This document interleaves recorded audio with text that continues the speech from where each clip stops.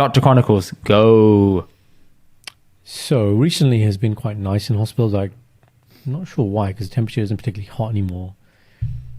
But people just aren't coming, so it's been good. Staffing's good, numbers are good. So on a particularly slow day, I've got a gentleman comes in. He's a Pakistani gentleman.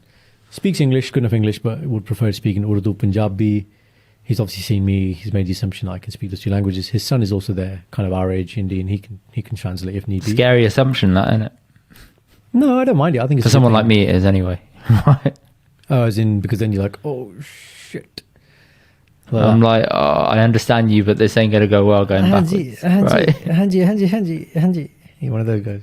You're Hanji man. No, I speak it, but it's very broken, and I'm like, oh, this isn't good. It's not smooth. Are you quite conscious of it when you're speaking it? Yes, unbelievably conscious. Yes. Okay, it's fine. Same as Shindy.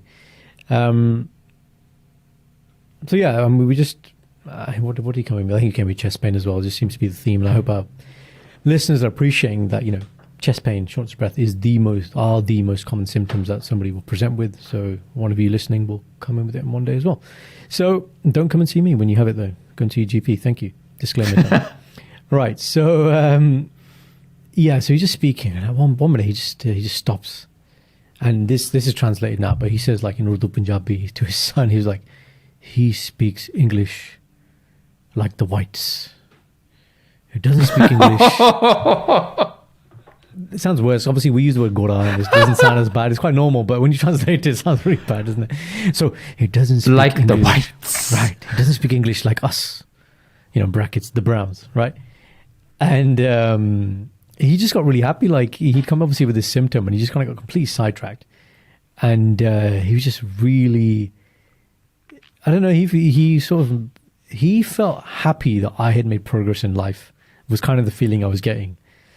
And he was just like, he's like asking me, like, how do you speak so well? And he goes, "Yeah, padhya likha banda," he said to his son. I don't know if his son probably had a degree. He didn't look like an idiot or anything. But he's like, probably. "Padhya likha banda," meaning like, he's well read or whatever. He's got a degree or something.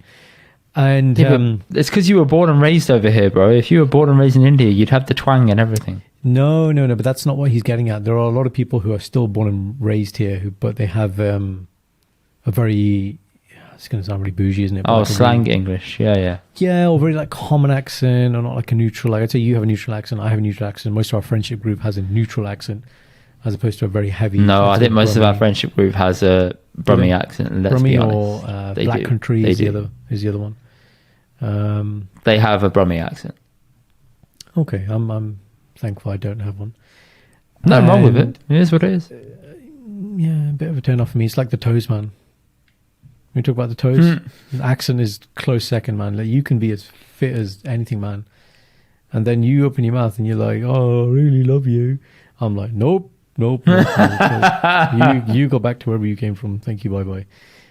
Yeah, that's just personal preference. It's like that story you told me about the mask, where you were like, "Oh yeah, you look better with the mask." The on. eyes. Can you put the mask back on?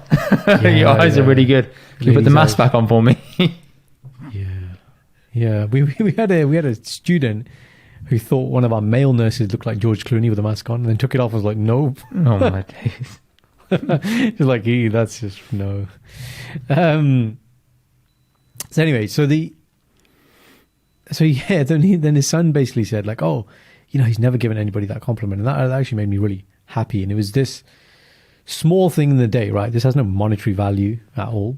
It serves as obviously telling a nice story on this podcast, but it's just that kind of personal gratification you get from somebody just being happy from, just whatever.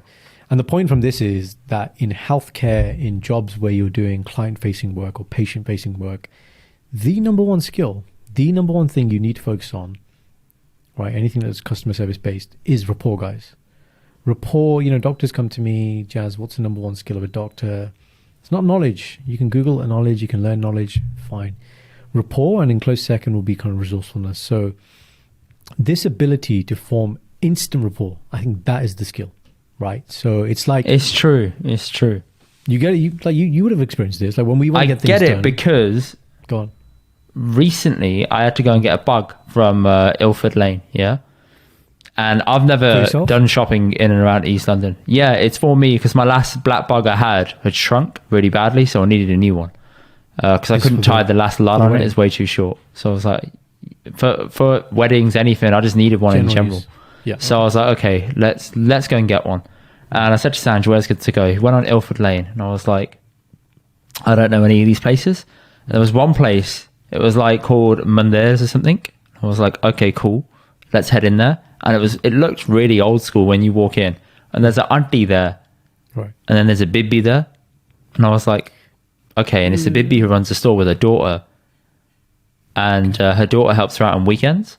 Right. But the bibbi is in charge of the store. And I was like, have you got a bug, rubia, etc.? And I bought my old bug out, and she says... English or Punjabi? I spoke to her daughter first, because she said, how can I help? And I was like, oh, okay, You're cool. like, yes, can you help me here. get this bug?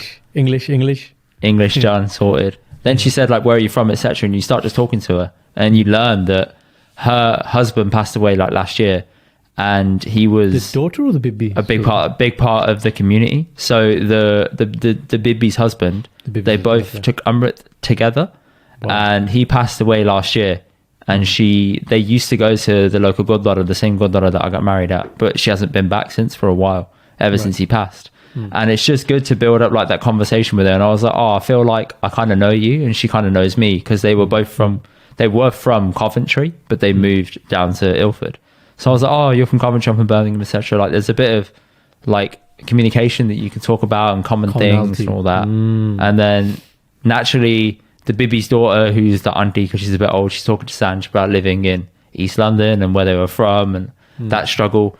And then I asked her for the price at the end, and she said, oh, it's £9. I was like, is that it? She's like, yeah. And I'm like, that's mad, because in Birmingham I get charged 15 quid for the same bug. And I think she probably just knocked a bit off, because she enjoyed the conversation genuinely. Yeah. And I was like, oh, mad, I got lucky, man, very lucky. And then I gave her 10. I said, keep the change. And she said, I won't, I'll give it to the Gurdwara. I was like, yeah, that's fine. There you go. Rapport, right? So here's the thing, right? The intention of rapport should never be means to an end. Obviously, you weren't trying to get a discount there. You were just being genuine, I hope and I presume. Yeah. Right? In your bug example. Yeah, I was. And obviously with patients, it's like, I need to get from, I don't know you, to, I know you, you trust me, I'm going to try and get the best I can for you in the quickest and safest manner possible. Right? And what's it called? Like no light trust or something? KLT? I think they teach it like sales courses or something. They probably do. I mean, that's what we talk about on social media as well, isn't it? That I've heard the no light trusting before. In medicine, we have this thing called ICE, ideas, concerns, expectations. So it's like, if you come in with something, Indy, I'll ask you at some point, so what do you think is causing whatever your problem is, right? So maybe you've got abdominal pain. I'm like, so what do you think is causing it? That's the idea. And what most concerns you? I need to understand your concern. My medical concern might be different to your concern. You might not be concerned about things because you're not medically trained that I am concerned about. And that's fine. I need to address that as a clinician, right? But I also need to address your concern. Your concern might not even be a concern to me, but I still need to address it. And that's where clinicians get it wrong. Because they know it's not of concern, they just disregard it. Whereas actually, if I articulate that to you in a proper, meaningful way and kind of dispel that concern, you already start feeling better. And this is the thing about Rapport, right? So everybody comes in with chest pain. He's like, oh, I'm having a heart attack.